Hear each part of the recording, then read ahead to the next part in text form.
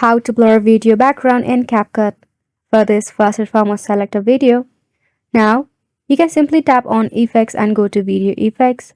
There you will see the effect called Spot Blur. You can just simply tap on it. And simply like that, with the auto detection, it will blur the background of the video. You can tap on Adjust and simply increase or decrease the intensity of the blur in the background of the video, as you can see right here. And this is the new method that you can give it a try. However, if you want to try the old school way, tap on Opening and Closing section and select Oblique Blur. Then tap on Adjust and make sure the intensity is set at 100. Now once you do that, simply spread the blur effect to every end of the video. Then simply save the video to your device.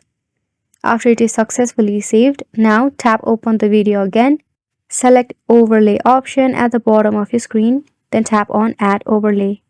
Select the same video but without the blur effect. Now try to adjust it with the original video. Now once you do that, scroll until you see the option of cutout. Tap on Customize Cutout.